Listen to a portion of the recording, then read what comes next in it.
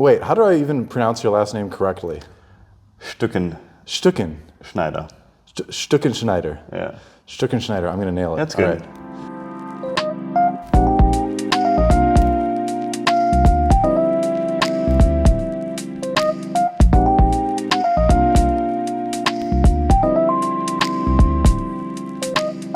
Hey guys, I'm Doa here with Maurice Stückenschneider. Worked on. How'd I do it? Did I nail it? 10 out of 10.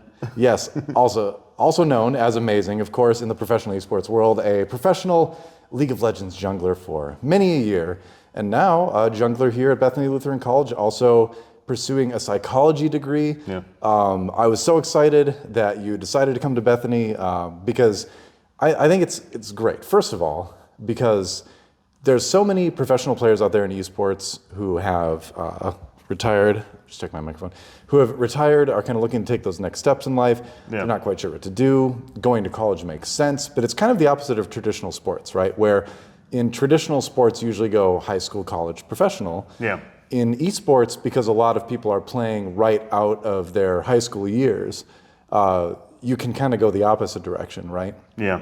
At least that's the theory, but I think it'll work well. But we'll get into that a little bit later. I want to go through your entire life, basically. Oh no. Let's do a this basically is the idea is to sit down, have a chat about you, about your thoughts coming to Bethany, about what your objectives are, and a little bit about your pro career as well. So I do want to go, first of all, way back. And I want to talk about your childhood for a moment and say, what was video gaming like for you as a child? How did people see it? How did you engage with it? Tell me a little about your gaming life. Well, I think I had the privilege of having parents that, or at least my dad, always wanted us to kind of be introduced to new technology at all times, right? So when the PS1 came out, we had it immediately. When the PS2 came out, we had it immediately. When the PCs become better and better, we kept upgrading. So in some kind of sense, I always was around new technology and gaming itself. And whenever I wanted to have a new game, after a bit of crying and shouting, I think I usually got it, so it helped out. But I don't know. As a child, I always used it as I would say as learning, but also a bit of an escape. Not that I really needed it, but when you go to school and all, even in your tweens, I guess, and very early teens, it felt like that. After school, I just wanted to relax, and for me, gaming was the kind of thing where besides the sports background that I have, where I played basketball and soccer, gaming was the other thing that really motivated me, more so than reading, more so than music, theater, and everything. Gaming was my escape to just shut off brain for a couple of hours a day, and then just engage with it. So when did it become competitive for you? Was it right away you were trying to beat all your friends and all that kind of stuff, or when did it become gaming as competition? I think that it might have been two different episodes where for me it became almost hierarchical. Higher in terms of how I saw it as a competition. First thing being with just my little brothers, competing with him in FIFA and NBA, and if he beat me, then obviously I had to sit on the chest for 15 minutes, make sure that you got to remedy that. Yeah, he's the younger brother, so yeah. Show him who's boss. Yeah, so he couldn't beat me. But no, that was the first thing that comes to mind. But then the second thing was kind of my introduction to CS, Counter-Strike Source at the time, and Call of Duty Modern Warfare 2. And Modern Warfare 2 didn't really have a scene at all in Europe, nor was I pursuing it as a competitive thing, but I wanted to become really good at it for some reason. So every single time I played, I put myself up for certain challenges, right? Let's get nukes in 10 games in a row, whatever it is, because at the time there was no skill-based matchmaking, so you actually had to compete and could compete against noobs while being good. So you didn't really have to worry about your skill level. So these challenges were actually kind of realistic, and it was fun to just pursue them. And then when I actually got introduced into computer gaming and did it more so than just Age of Empires basically, and just actually played online, Counter-Strike Source was kind of my game where I started competing in ESL ladders. So low tier, not really medium or no high, just really low tier ESL ladders. But it was fun to just play with my little brother and see how good we can become as a duo, and then like with another person in the trio. So, but League of Legends was obviously then the next step. But I never thought of gaming, even when I started League of Legends, as something I want to pursue as a career or was even viable at the time, to be fair. Yeah, I feel like we bear like a similarity in that regard too, because when I started casting in like 2010-ish, I never ever thought it would be a career. Like it didn't exist at the time. Yeah. I was just purely doing it for fun, and I just thought it was cool, and I wanted to get better. And it feels like a lot of people from like our generation, I guess, of esports. Like there were no careers in esports at that point. You just did it because you enjoyed it, you know. Yeah. So what was so on that note? Like, what was the first moment where you were like, hey, wait a minute, maybe I can like do this like as a job. Actually, I can go pro. I think in 2012 when so in 2012 I started competing like actually because I was like top 10 I think in EU in my role, not actually just in my role, actually in the ladder I was 2,800 elo, which at the time was like the highest was like Forelno with 3,000, and then was like Shook, Diamond Prox, these kind of players. Yeah. And I joined a German team called Acer, and literally right out the gate, Citizen Wayne, who was the mid laner at the time, literally just told us, hey, I got an invitation from someone that I worked with when I was with Navi in Korea. And he was just like, he gave us an invitation to the WEM China, which was in Guangzhou, or it was in Hangzhou actually. And then basically just said, well, we're gonna have an invitation, we will travel there, and Acer will likely, hopefully cover the expenses. So that was your first international journey for esports then? Yeah, literally the same time I joined that team, I got that information, and then I just ran downstairs. I was like, "Hey, mom, dad, I need a passport." "What do you need a passport for?" "Well, I'm going to China." And obviously they basically just saw me going upstairs every single day 3 times, you know, like after grabbing stuff from the fridge and just robbing the fridge a bit, and they were like, "What is he doing?" You know, obviously they knew a bit about my gaming. But they thought of me as, I don't say as a failure, but to a certain extent, at the time I actually dropped out of high school because of, I had a very terrible depressive phase at the time, and I couldn't really snap out of it. There was complete burnout from school, from the pressures of having to basically be that person, and that's what I reflect upon the last couple of years, having to be that person that almost like breaks all the prior patterns of family, right? So my family was very blue collar, so they never had like they're still in the Reds basically, and they have been in the Reds their entire lives.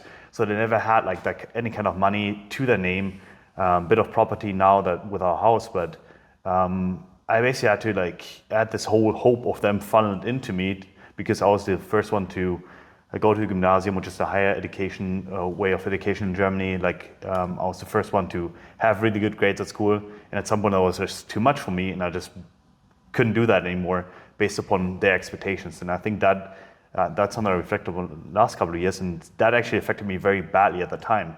But the competitive spirit, I would say, that they implemented into me was so omnipresent for me that it kind of translated itself, like once it broke off in the school space, I would say, it just latched itself onto the competitive space in gaming. And suddenly I was like, well, I gotta be really, really good at this. And suddenly I became really, really good at that. And then it just kept on going. And then I was like, well, that's, it might actually work. And I think by the time of 2014, when I joined the USCS with Copenhagen Wolves, it became real for me, because then I saw a bit more money coming in, and I saw a bit of, well, it's not just a tournament that we can win, but also if we partake in a season, and if we do well, then we can win prize money, but we can also just be a team and compete and make it a career that is more sustainable than just like being broken by every single tournament there is.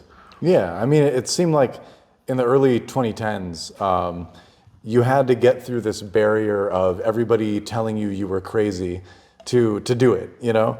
I was living in Mankato here at the time, and I, got an offer to move to South Korea to do StarCraft 2, and I'm like, hey, I'm, to my family, hey, I'm going to Korea, and I don't know if I'm going back, and they were like, no, don't quit your job. You're throwing away a good job. You're crazy, and it varied. Like, I think my parents were concerned but supportive for the most part. Yeah. My work friends and my bosses thought I was insane. And I was like, my attitude was, well, like there's always a normal job somewhere. Like, I mean, sure, maybe I go out here and this fails miserably, but like I can always go back and get a normal job. Like that's always going to be waiting for me. So I really didn't feel any risk at all doing it. Yeah. Were you worried at all about the success or failure of the endeavor when you started going pro? No, I didn't think about it at all because I was so occupied with just the thought of competing that I never thought of, like, I mean, maybe it's like this almost overconfidence that I have where it's never gonna fail. That wasn't even in my mind. So, and I don't think I had the same background that you did, like, because you actually had like fallback options because you had a college degree at the time. For me, it was like, well, if I do this, I'm gonna put all my eggs in that basket and it's just gonna work. There was no ulterior motive or thought behind it. It was just, you're good at it, do it, and then it work out. It just will.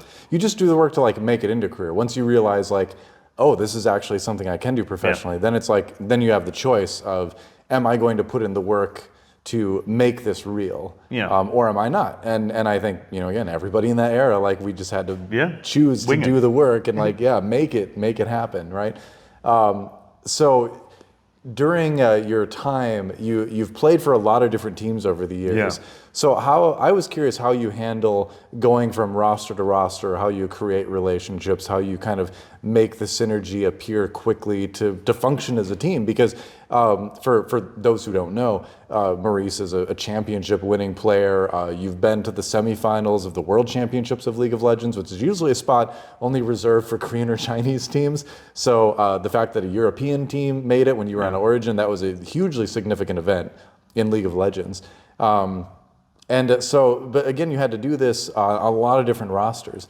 So how did that all come together? What's your process, right? And now taking that into coming to Bethany, how does that sort of compare?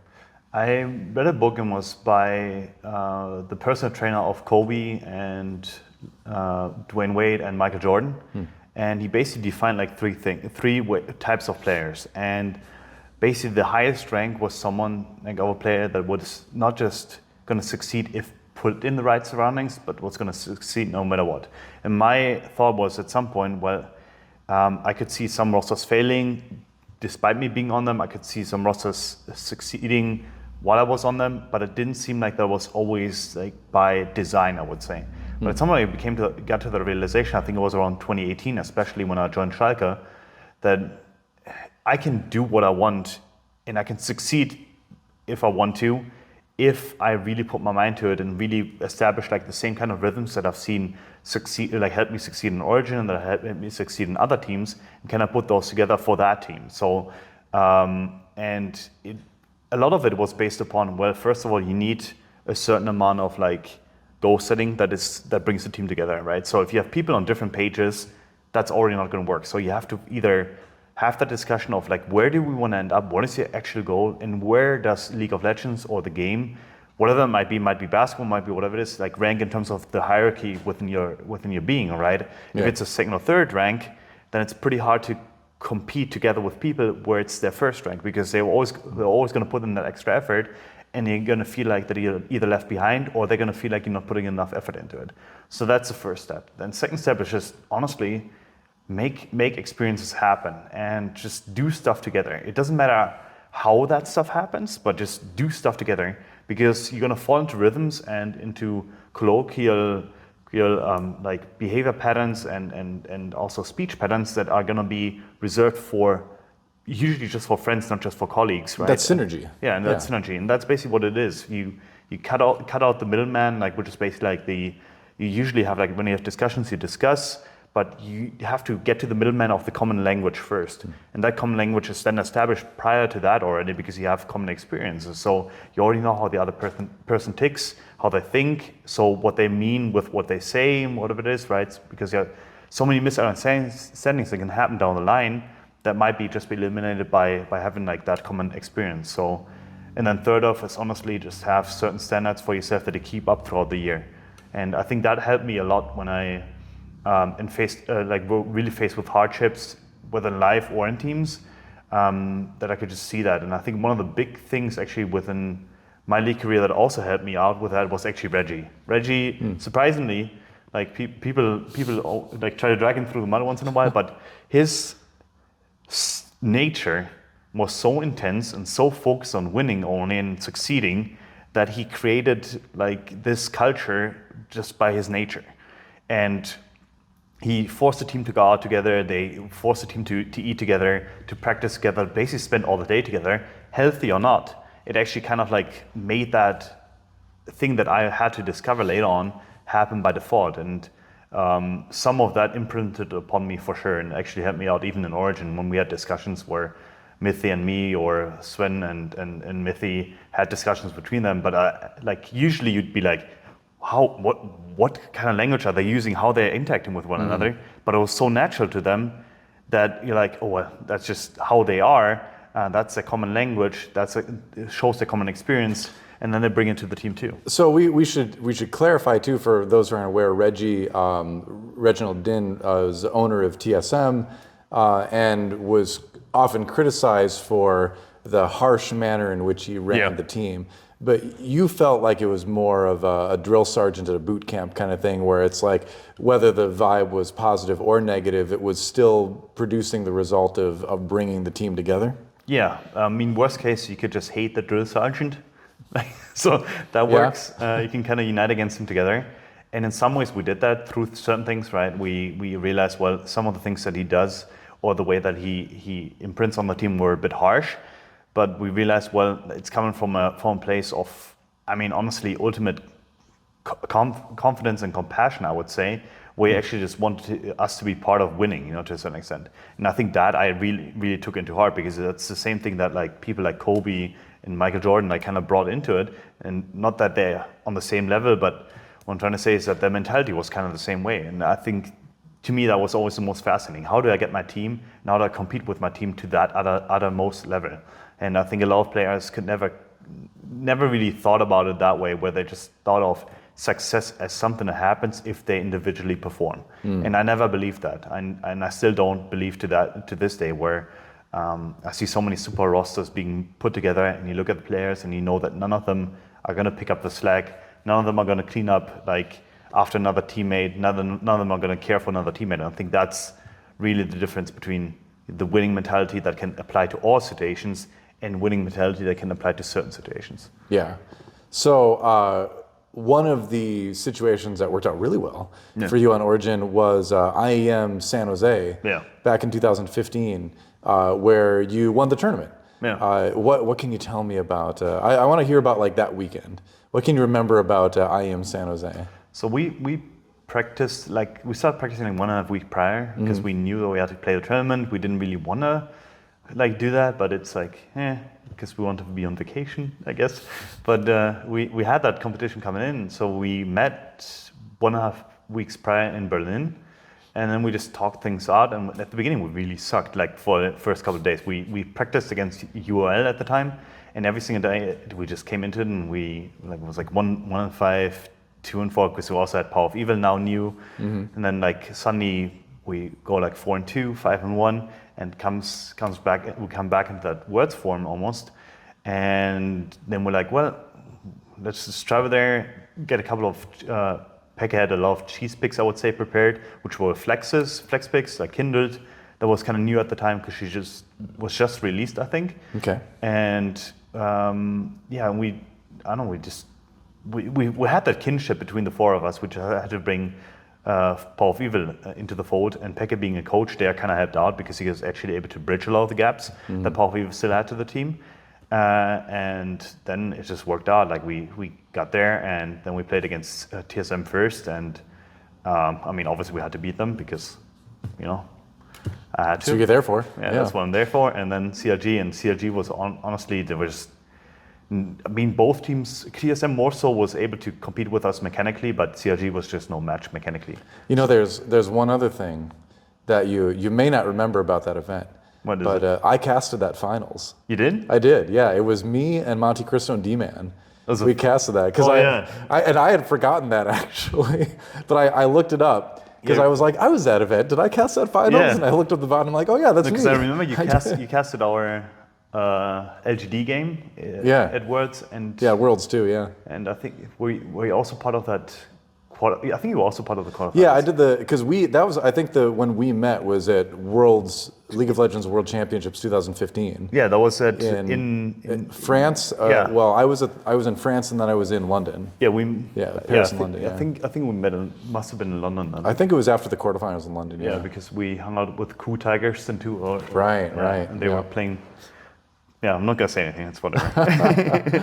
Yeah, I mean, hey, that was a fun team too, though. Yeah, they were basically like they were the Korean version of Origin in a way. Hey, Gorilla, one of my all-time favorite supports. Yeah, he's good. That's right. Well, but yeah, I was gonna quiz you to see if you remember that, but I don't feel bad because I didn't even remember I casted that finals. Yeah, because I mean, I generally I don't think I've ever really rewatched those VODs, because usually I do this. Me neither. But I won 5-0, so I'm like, I'm okay. Well, I mean, that's how it is when you play or cast so many games. Like to a certain extent, it all kind of blurs together. Yeah. Where I always feel so bad when someone's like, "Hey, do you remember this one thing that happened this one game?" And it was so great, and I'm like. Yeah, sure. I mean, yeah, maybe. It's that sounds awesome. I'm sure it was great when I was there in the moment. But that tournament was it's so uneventful in a way that it was almost like just. There was the show match, remember? Oh yeah, with Mark Cuban. Yeah, Mark Cuban. Yeah. Mark Cuban had a team, and then the CEO of Intel was leading the other team, and because the IEM is the Intel Extreme Masters, in case you don't know. Yeah. So it was put on by Intel, but yeah, it was the CEO of Intel's team versus Mark Cuban's team. Monty and I also got to cast that one, which is one of the strangest games of League of Legends I've ever commentated. But yeah, that was an interesting tournament, wasn't it? Yeah. Mark Cuban just being there, dropping the F-bombs, and then. Yeah. I mean, I don't know. Obviously, it was theatrical fine because obviously, but it was still pretty fun. Well, the story was that he would be fined $10,000 that would then be given to charity for every F-bomb he dropped. So then he purposefully dropped extra ones to donate more. But yeah. That's the story anyway. Yeah. But yeah. So moving forward, you retired as a player. You coached for a couple years. What sort of led you to come around and decide that you wanted to go back, get a degree, take those next steps, kind of? I mean, there was always this. I always felt like educated. I would say. I think that's the best way to put it. Where. Because I broke off high school despite being a pretty good student, I felt like that I always had something left to, not just to prove, but also just to achieve, I would say. And I think psychology, especially just most of the humanities actually, really fascinate me. It's that the human condition is obviously universal. And when I realized, especially over the pandemic, that the human condition was deteriorating, I would say, obviously through social standards being set, and then obviously people suffering throughout the pandemic for various amount of reasons, I realized that maybe doing what I'm doing in esports and just playing and just existing, I would say, didn't really have the same purpose that it used to have. And it used to have this purpose of entertaining the masses, I would say, and having the competition be fostered. Yeah, that's sports. Yeah. And that's entertainment, ultimately. Exactly. Yeah. And I don't think it was entertainment anymore. And it really saddened me when I had that realization. It's like, why am I actually doing this? I'm not interacting with fans right now, obviously because of the pandemic itself, but I'm also not really bringing happiness to myself anymore because the competition, I'm not interacting with the fans anymore. So what am I actually doing? Where is the fun in that? Yeah, I mean, let me tell you, casting during that era was just, it felt soulless because you went from being in front of these crowds, interacting with the fans, really feeling like you were, bringing enjoyment to people, right? Yes. To then you're in your room, or you're in a team house and it's just you and either your players or if you're casting, just you know? Yeah. And you hear nothing from the crowd. You feel less. It was. I think it was a tough time for everybody. And I can see that. Yeah, and it just made me realize maybe I ought to do something else with my life at least for a bit. And I no matter what, I will still pursue my degree and an advanced degree, even if I do partake more in esports again by playing, right? Yeah. But for me, it's I want to do things that have meaning, and if esports is not that thing that brings me meaning, nor the people around me, nor other people that I could interact with, then it's not part of my life anymore. But if it does, then it ought to be. And I think that's what it is. And I think that's what, for me at least, that calling is to a certain extent, to just bring meaning to my life and find more meaning through the lives of others. And I think esports just completely, over the last couple of years, deprived me from it entirely. And I think it's a sad development. It doesn't really have anything to do even with the pandemic itself, but it's more that it has become so soulless in nature, where it doesn't feel like that I'm competing with friends anymore. And I rather just competed for the sake of making money, I would say. And I don't think that was what I really wanted to do. Because if I wanted to make money, I would choose a different occupation that was not as passionate, but rather just more objectively a money-making scheme for myself. And I mean, that's kind of the classic sports player sort of story in a lot of ways. A lot of players will have that passion, they'll compete, and eventually, that doesn't last forever. It doesn't last forever for any player, whether you end up retiring because of injuries or retiring because of, reasons like that, right? Where you just don't feel the same way about it anymore. Which to me always highlighted why esports is so great in a scholastic environment. Because then it's a situation where it kind of fills the same sort of role that like traditional sports does in schools growing up, is where it gives you opportunities to build those team skills, to be able to, learn how to compete healthy, to learn how to deal with failure. These are all, regardless if you go into sports or into esports as a career, these are all things that you can take forward with you, right? So I think that's why I think it's a useful thing to have someone like you at Bethany, where you have that professional perspective to share with the students that are doing esports while they're pursuing other degrees, because I feel like you can sort of help them crystallize better what skills they're experiencing that will be the most useful life skills, whether or not they ever go into esports professionally. No, that's what it is when it comes to competition too. Like it's a lot about teamwork, and obviously, but it's also about the personal aspects of it, right? When you get into a game, like you have a personal responsibility you have to fulfill towards the other people, and that's one thing, right? That's literally just personal responsibility in life. And second off, then you have to kind of understand, like, what are your limitations? How far can you help other people? And I think that is the beauty of the game. How far can I actually take my teammates to actually, get to a certain standard, get to a certain level? And I think that's something you're probably going to kind of like in your family, in your life down the line too, right? Totally. You have to kind of make things happen for other people, and I think that's what esports really brings out in you. So what are your goals then here at Bethany, would you say?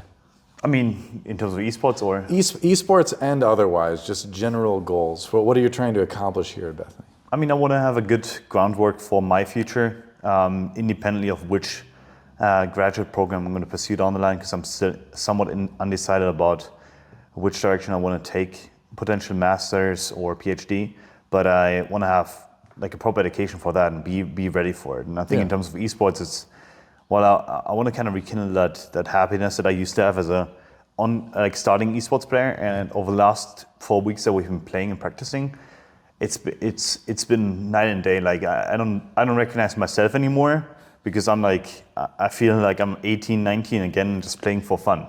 And I think that's how it ought to be, like that I'm competing not with the pressure of having to achieve some kind of standard that was arbitrarily set by someone else that might be in a position of, like authority, let's say a owner or a CEO, but rather compete for the sake of my own volition, right? And that's kind of what I can do at Bethany. And then hopefully have my teammates teach me things, and vice versa, teach them things that they don't know. So that's great. All right. Well, thanks for sitting down and chatting with me. Likewise. It's been awesome getting to know you again, because it was kind of funny, because when I picked you up from the train station, you took the train all the way from Santa Cruz, California, all the way to Minnesota. 58 hours. Yeah, because you wanted to see the nation. Yeah. Were you satisfied with how you saw the nation from the train? I was going to wrap it up, but now I got to ask this. I slept through Idaho, and I slept through the good part of Montana, I think. That's not Western Montana is cool, the mountains, but the eastern part's pretty flat. So. I woke up in the eastern parts, but it was I don't know. Like I'm really happy with the experience, and it's just like honestly, 58 hours on a train. not many people do that. So no, that is something you will be able to. That is a memory you'll be able to share forever. But yeah, it's been great getting to re-know you after so many years, and great to have you here. Good luck with the season, and yeah, thanks for chatting. Thank you.